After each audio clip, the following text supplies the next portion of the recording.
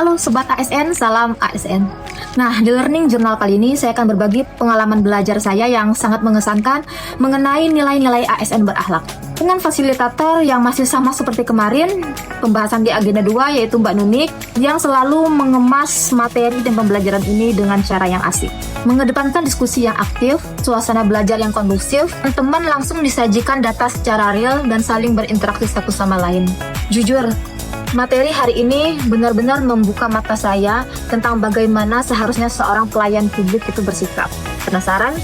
Yuk ikuti rangkuman dan materi refleksi saya berikut ini. Mulai dari pembahasan tugas pertama, kita dituntut untuk bisa menganalisis apakah nilai-nilai ASN berakhlak itu sudah diterapkan dengan baik di instansi KPU Kabupaten Bangka Barat. Bukan tugas yang berat menurut saya. Selama 7 bulan saya berada di sini, nilai ASN berakhlak sudah sangat baik diterapkan di sini.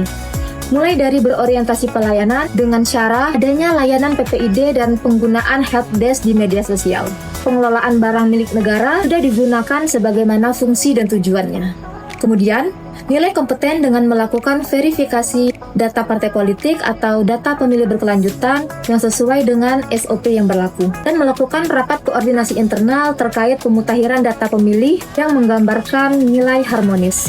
Nilai loyal digambarkan dengan menolak segala bentuk gratifikasi serta menjalin komunikasi yang baik terhadap stakeholder terkait.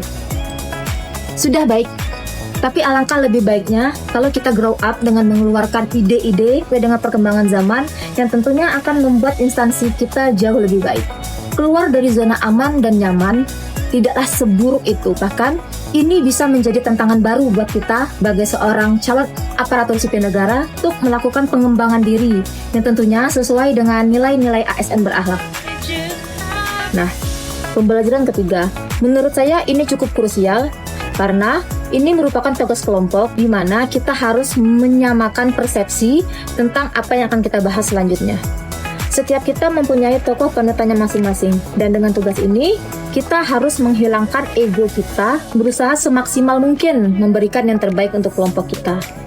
Nah, ini juga merupakan salah satu bentuk dari nilai ASN berakhlak, yaitu kolaboratif dan harmonis, yang tentunya sudah kita terapkan sebagai CPNS. Kali ini, kelompok kita memilih satu nama, yaitu Ibu Sri Mulyani Indrawati, yang dimana beliau merupakan sosok orang Indonesia dan wanita pertama yang menjabat sebagai Direktur Pelaksana Bank Dunia. Tak kalah keren, dia juga berhasil menjadi Menteri Keuangan di 3 periode presiden yang berbeda, yaitu SBY, era Jokowi, dan era Bapak Prabowo. Dan tak kalah keren, sekarang beliau menjadi salah satu anggota Dewan Direksi di Bill Gates Foundation dan menjadi salah satu pengajar di universitas ternama di Inggris. Dari sosok panutan, kita beralih ke instansi.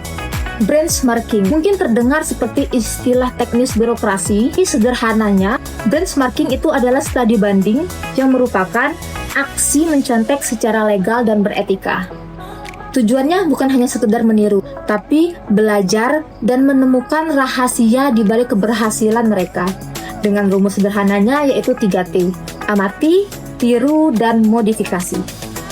Terus apa yang kita bahas itu masih menjadi rahasia. Tunggu tanggal jam mainnya besok Kamis tanggal 5 Februari 2026.